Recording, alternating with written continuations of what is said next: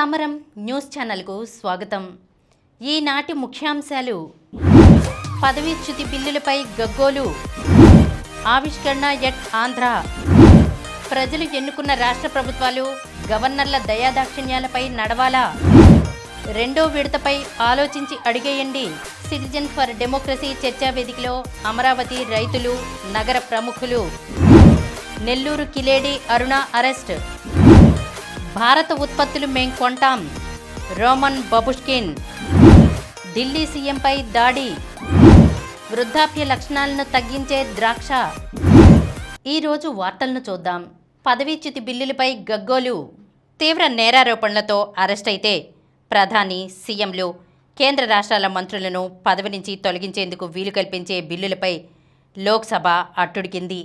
దీనికి సంబంధించిన 3 బిల్లులను కేంద్ర హోంమంత్రి అమిత్ షా బుధవారం మధ్యాహ్నం లోక్సభలో ప్రవేశపెట్టారు. వెంటనే ఆ బిల్లులు దుర్మార్గం, క్రూరమైనవంటూ ప్రతిపక్షాలు తీవ్రస్థాయిలో నిరసనకు దిగాయి. సభా కార్యకలాపాలను స్తంభింపజేశాయి.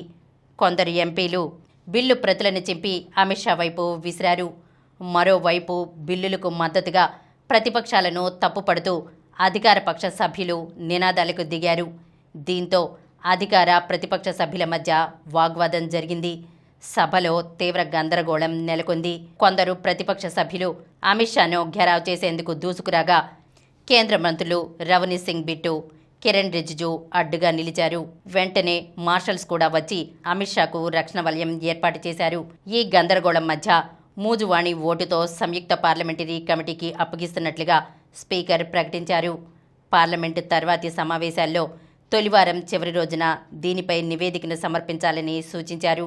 తర్వాత కూడా ప్రతిపక్షాల ఆందోళన కొనసాగడంతో సభను వాయిదా వేస్తున్నట్లు స్పీకర్ ఓం బిర్లా ప్రకటించారు. కాగా పార్లమెంటు శీతాకాల సమావేశాలు నవంబర్ 3వ వారంలో ప్రారంభం కావచ్చని అంచనా. అప్పటికల్లా జేపీసీ నివేదికను సిద్ధం చేయాల్సి ఉంటుంది. జేపీసీలో 21 మంది లోక్సభ సభ్యులు, 10 మంది రాజ్యసభ సభ్యులు ఉంటారు. 5 ఏళ్లకు పైగా శిక్ష పడే కేసుల్లో అరెస్టై 30 రోజులకు పైగా జైల్లో ఉండే ప్రధాని, సీఎంలు, కేంద్ర రాష్ట్రాల మంత్రులను 31వ రోజున ఆటోమేటిక్గా పదవి నుంచి తొలగించేందుకు వీలు కల్పించేలా 3 బిల్లులను కేంద్రంలోని ఎన్డీఏ ప్రభుత్వం రూపొందించింది. 3 బిల్లులు ఒకే అంశానికి చెందినవే అయినా రాజ్యాంగంలోని విభిన్నమైన ఆర్టికల్స్ను సవరించేందుకు వీలుగా కేంద్రం, రాష్ట్రాలకు సంబంధించి 130వ రాజ్యాంగ సవరణ బిల్లు, కేంద్రపాలిత ప్రాంతాలకు సంబంధించి మరో బిల్లు, జమ్మూ కాశ్మీర్కు సంబంధించి 3వ బిల్లు సిద్ధం చేశారు. కేంద్రం ప్రవేశపెట్టిన బిల్లుల రాజ్యాంగానికి, సమాఖ్య వ్యవస్థకు విరుద్ధమని ప్రతిపక్షాల నేతలు మండిపడ్డారు. రాష్ట్ర ప్రభుత్వాలను అస్థిరపరిచేందుకే కేంద్రం ఈ బిల్లులను తీసుకొచ్చిందని ఎంఐఎం ఎంపీ అసరుద్దీన్ ఓవైసీ ఆరోపించారు. సాధారణంగా నేరం రుజువయ్యే వరకు ఎవరైనా నిర్దోషులేనని, కానీ కేంద్రం ప్రవేశపెట్టిన బిల్లులు ఈ సహజ న్యాయానికి విరుద్ధంగా ఉన్నాయని కాంగ్రెస్ ఎంపీ మనీష్ తివారీ పేర్కొన్నారు. కీలకమైన బిల్లు ప్రతులను సభ్యులకు అందజేయకుండా హడావుడిగా లోక్సభలో ప్రవేశపెట్టాల్సిన అవసరం ఏమిటని ఆర్ఎస్పీ ఎంపీ ఎన్కే ప్రేమ్చంద్రన్ నిలదీశారు. పార్లమెంటు సమావేశాలు ముగిసే ముందు హడావుడిగా బిల్లును ప్రవేశపెట్టడం ఏమిటని కేసీ వేణుగోపాల్ ప్రశ్నించారు. గతంలో గుజరాత్ రాష్ట్ర హోంమంత్రిగా ఉన్నప్పుడు అరెస్టైన అమిత్ షా ఇప్పుడు రాజకీయాల్లో నైతికతపై మాట్లాడుతూ బిల్లులు ప్రవేశపెట్టడం ఏమిటని విమర్శించారు. ఆవిష్కరణ ఎట్ ఆంధ్ర. క్వాంటమ్ కంప్యూటింగ్, కృత్రిమ మేధతో అమరావతి నగరాన్ని ప్రపంచ పటంలో ఉంచుతామని ముఖ్యమంత్రి చంద్రబాబు అన్నారు. సృజనాత్మక ఆవిష్కరణలకు కేంద్రంగా ఆంధ్రప్రదేశ్ నిలుస్తుందని పేర్కొన్నారు. బుధవారం మంగళగిరిలోని మయూరి టెక్ పార్క్లో రతన్ టాటా ఇన్నోవేషన్ హబ్ను ప్రారంభించారు. ఈ సందర్భంగా చంద్రబాబు మాట్లాడుతూ రతన్ టాటా ఆలోచనలను సజీవంగా ఉంచాలన్న సంకల్పంతో రాష్ట్రంలో ఆయన పేరిట ఇన్నోవేషన్ హబ్ను ప్రారంభించామన్నారు. అదేవిధంగా విశాఖ, తిరుపతి, అనంతపురం, రాజమండ్రి, విజయవాడల్లో ప్రాంతీయ ఇన్నోవేషన్ హబ్లు కూడా వర్చువల్గా ప్రారంభించామని తెలిపారు. రాష్ట్రంలో 175 నియోజకవర్గాల్లో ఇన్నోవేషన్ కేంద్రాలు ఏర్పాటు చేయాలని నిర్ణయించామని చెప్పారు. ముఖ్యంగా అగ్రిటెక్లో ఇన్నోవేషన్కు విస్తృతమైన అవకాశాలు ఉన్నాయన్నారు. రతన్ టాటా ఇన్నోవేషన్ హబ్ను ప్రారంభించాలన్న ఆలోచనను టాటా సన్స్ చైర్మన్ చంద్రశేఖరన్ దృష్టికి తీసుకెళ్లామని, ఆయన సానుకూలత వ్యక్తం చేయడంతో పాటు సలహాలు ఇస్తానని చెప్పారన్నారు. ప్రజలు ఎన్నుకున్న రాష్ట్ర ప్రభుత్వాలు గవర్నర్ల దయాదాక్షిణ్యాలపై నడవాలా? రాష్ట్రాల్లో ఎన్నికైన ప్రభుత్వాలు గవర్నర్ల దయాదాక్షిణ్యాలపై ఆధారపడి పనిచేయాలా అని సుప్రీంకోర్టు కేంద్ర సర్కార్ను ప్రశ్నించింది. ఇష్టానుసారంగా ఆయన బిల్లులను తొక్కిపెట్టి వాటిని విఫలం చేయొచ్చా అని నిలదీసింది. బిల్లుల ఆమోదానికి రాష్ట్రపతికి, గవర్నర్లకు నిర్దిష్ట కాల వ్యవధిని సుప్రీంకోర్టు నిర్దేశించవచ్చా అని రాష్ట్రపతి ద్రౌపది ముర్ము రాజ్యాంగంలోని 143(1) అధికరణ కింద సర్వోన్నత న్యాయస్థానం అభిప్రాయాన్ని తెలుసుకోగోరిన సంగతి తెలిసిందే. దానిపై ప్రధాన న్యాయమూర్తి justice BR Gavai, justice Suryakant, justice Vikramnath, justice PS Narasimha, justice AS చందూర్కర్లతో కూడిన 5 సభ్యుల రాజ్యాంగ ధర్మాసనం విచారణ జరుపుతోంది. బుధవారం విచారణ కొనసాగించింది. రాజ్యాంగంలోని 200వ అధికరణ ప్రకారం రాష్ట్ర ప్రభుత్వం పంపే బిల్లులను ఆమోదించకుండా గవర్నర్ పెండింగ్లో పెడితే అవి మురిగిపోయినట్లేనని కేంద్రం తరపున సొలిసిటర్ జనరల్ తుషార్ మెహతా పేర్కొన్నారు. అయితే ఎన్నికైన ప్రభుత్వాల వినతులను తేల్చకుండా పెండింగ్లో ఉంచే సంపూర్ణ అధికారాలను గవర్నర్లకు ఇచ్చారా అని ఆయన్ను చీఫ్ జస్టిస్ ప్రశ్నించారు. గవర్నర్లు బిల్లును పక్కన పెట్టేస్తే మెజారిటీ సంఖ్యాబలంతో ఏర్పడిన ప్రభుత్వాలు వారి ఇష్టాయిష్టాలపై ఆధారపడాలా? రాష్ట్ర ప్రభుత్వాలు గవర్నర్ల నడుమ అసలు సామరస్యం ఉందా అని అడిగారు. దీనికి తుషార్ మెహతా సమాధానమిస్తూ గవర్నర్ బిల్లును ఆమోదించకపోవడం అత్యంత అరుదైన విషయమని, రాష్ట్ర బిల్లు దేశ ప్రజాస్వామ్య సంకల్పానికి విరుద్ధంగా ఉన్నప్పుడు, ప్రాథమిక హక్కులను ఉల్లంఘించేదిగా ఉన్నప్పుడు, ప్రస్తుత కేంద్ర చట్టానికి విరుద్ధంగా ఉన్నప్పుడు ఆమోదించకుండా నిలిపివేయవచ్చని పేర్కొన్నారు. ఈ దశలో సీనియర్ న్యాయవాది కపిల్ సిబల్ జోక్యం చేసుకుని బిల్లును మురిగిపోయేలా చేసే అధికారం గవర్నర్కు ఉన్నట్లయితే ఇదే లాజిక్ 111వ అధికరణ కింద భారత రాష్ట్రపతికి కూడా వర్తిస్తుందని, పార్లమెంట్ ఆమోదించిన బిల్లులను ఆమోదించకుండా రాష్ట్రపతి కూడా నిలిపివేయవచ్చని తెలిపారు. గవర్నర్లు అప్రధాన వ్యక్తులు కాదని, వారు కేంద్ర కేబినెట్ సలహా సహకారాలతో వ్యవహరించే రాష్ట్రపతికి ప్రతినిధులని మెహతా గుర్తు చేశారు.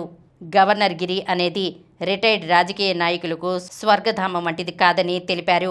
జస్టిస్ గవాయ్ జోక్యం చేసుకుని రాజ్యాంగ పదవుల్లో ఉన్నవారు ఇన్నేళ్లుగా మన దేశ నిర్మాతల ఆకాంక్షలను నెరవేర్చుతున్నారా అని ప్రశ్నించారు. గవర్నర్లు ఎన్నికైన ప్రభుత్వాలు సామరస్యంగా మెలగాల్సి ఉందని, అలా ఉంటున్నారా అని అడిగారు. రాజ్యాంగ ధర్మాసనం విచారణ ఈరోజు కొనసాగనుంది. 2వ విడతపై ఆలోచించి అడిగేయండి. సిటిజన్ ఫర్ డెమోక్రసీ చర్చా వేదికలో అమరావతి రైతులు, నగర ప్రముఖులు ఏకపక్ష నిర్ణయాలతో రాజధానిలో 2వ విడత భూముల సమీకరణకు వెళితే చిక్కుల్లో పడడం ఖాయమని పలువురు రైతులు, నగర ప్రముఖులు ప్రభుత్వాన్ని హెచ్చరించారు. ప్రపంచ స్థాయి రాజధాని నిర్మాణానికి 2, 3, 4వ విడతల్లో భూములను తీసుకోవడం అత్యవసరమనే అభిప్రాయాన్ని వెలిబుచ్చుతూనే తొలి విడతలో 34,000 ఎకరాలు ఇచ్చిన రైతులకు న్యాయం చేయాలని, రాజధాని అమరావతికి చట్టబద్ధత కల్పించాలని ముక్తకంఠంతో డిమాండ్ చేశారు. 2వ విడత భూ సమీకరణ అవసరమా కాదా అనే అంశంపై సిటిజన్ ఫర్ డెమోక్రసీ విజయవాడ నగరంలో బుధవారం చర్చా వేదికను నిర్వహించింది. సిటిజన్ ఫర్ డెమోక్రసీ కార్యదర్శి నిమ్మగడ్డ రమేష్ కుమార్, సభ్యులు డాక్టర్ ఎంసి దాస్, జంఝాల శంకర్ నిర్వహించారు. ఒకరిద్దరు మినహా 2వ విడత భూ సమీకరణ అవసరమేననే అభిప్రాయాన్ని వ్యక్తం చేశారు. తొలి విడతలో భూములిచ్చిన రైతులను ఇప్పటికీ సిఆర్డీఏ అధికారులు ఇబ్బందులు పెడుతున్నారని, కూటమి ప్రభుత్వం అధికారంలోకి వచ్చి 14 నెలలు గడిచినా ఇప్పటి వరకు జేఏసీ నేతలకు మంత్రి నారాయణ అపాయింట్మెంట్ ఇవ్వలేదన్నారు. ప్రపంచ స్థాయి రాజధాని నిర్మాణం 3-4 ఏళ్లలో అయిపోదనే విషయం తమకు తెలుసన్నారు. తొలి విడతలో భూములిచ్చిన 69,000 మంది రైతులకు ఇచ్చిన రిటర్నబుల్ ఫ్లాట్స్ను అభివృద్ధి చేసి రైతులను సంతోషింపచేసి 2వ విడతకు వెళితే బాగుంటుందని ప్రభుత్వానికి సూచించారు.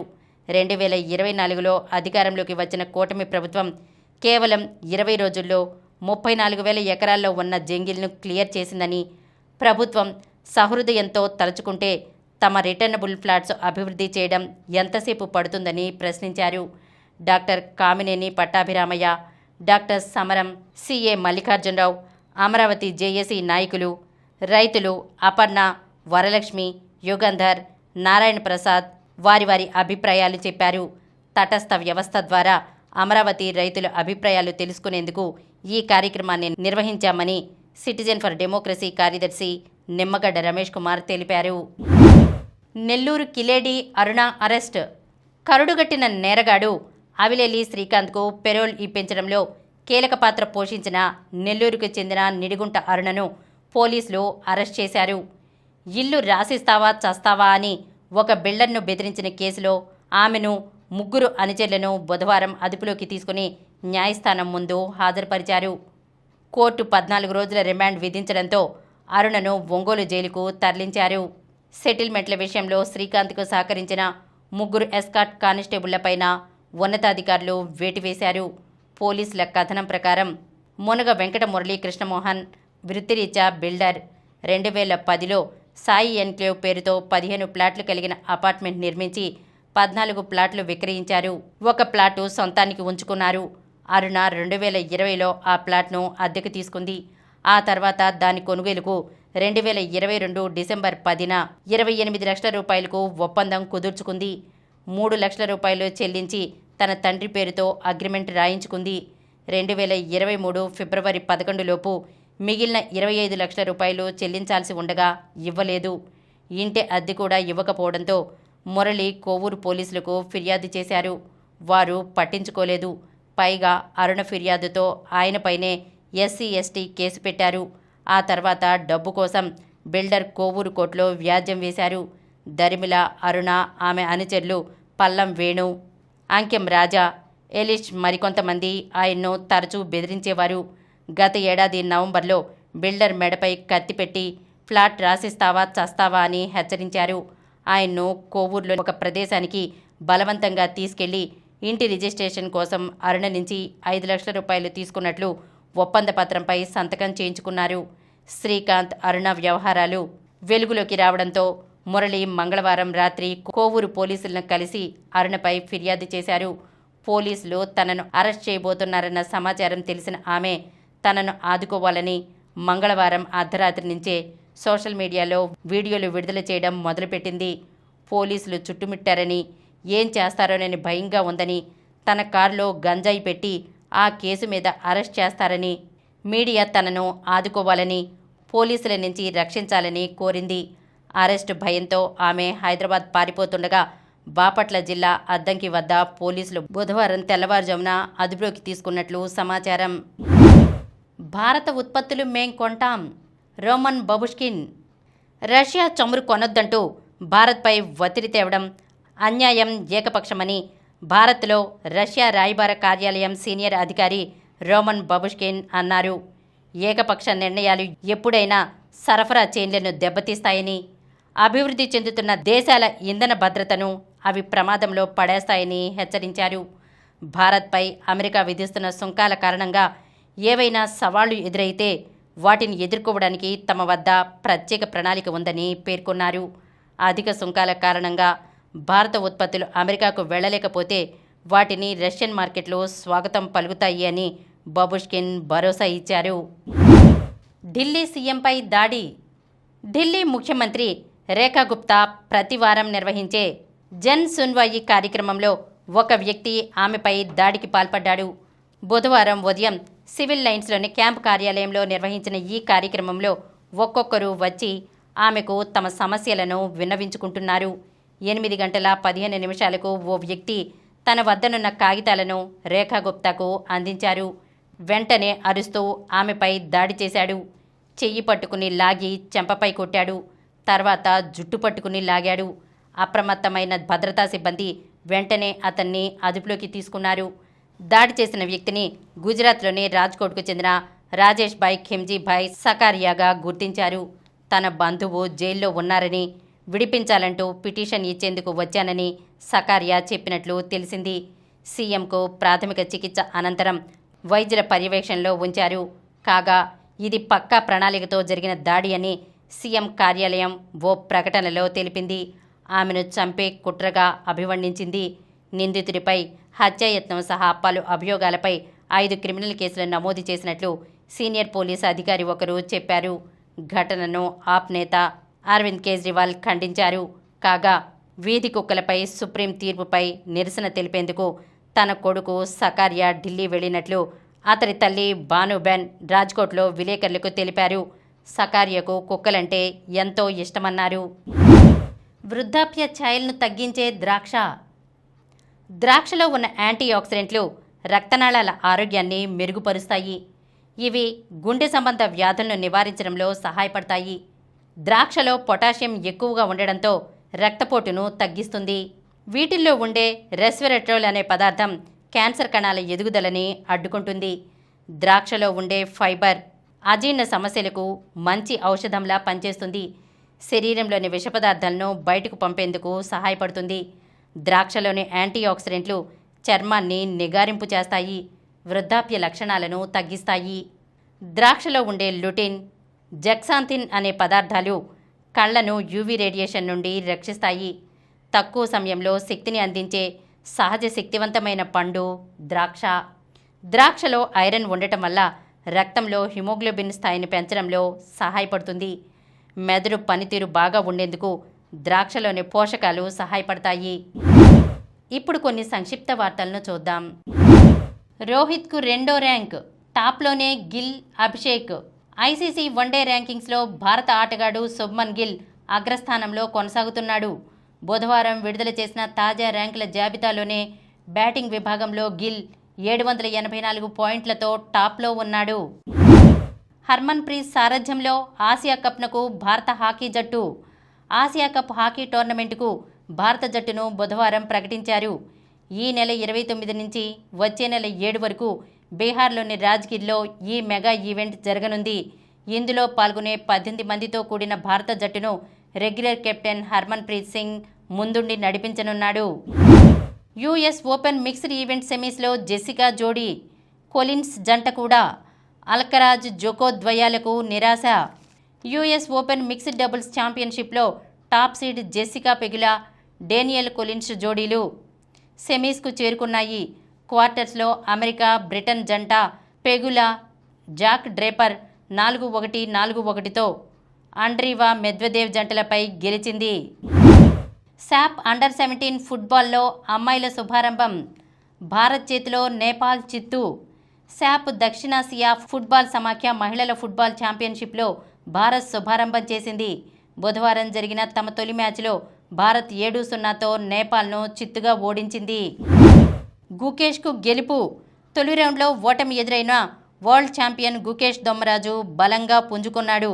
సింక్ఫీల్డ్ కప్ 2వ రౌండ్లో నోడిర్బెర్గ్ అబ్డుస్తారోవ్పై గెలిచాడు. తెల్లపావులతో ఆడిన గుకేష్ 49 ఎత్తుల్లో ప్రత్యర్థి ఆట కట్టించాడు. మరిన్ని వార్తా విశేషాలతో రేపటి సమరం న్యూస్ ఛానల్లో మళ్ళీ కలుద్దాం. ప్రతిరోజు వార్తా విశేషాల కోసం అనతి కాలంలోనే 20 కోట్లకు పైగా వ్యూస్ సాధించిన సమరం ఛానల్ సమర్పించు సమరం న్యూస్ ఛానల్కు సబ్స్క్రైబ్ చేయండి, లైక్ చేయండి, మీ ఫ్రెండ్స్కి షేర్ చేయండి. అలాగే ప్రక్కనున్న గంట సింబల్ని ప్రెస్ చేయడం మర్చిపోకండి.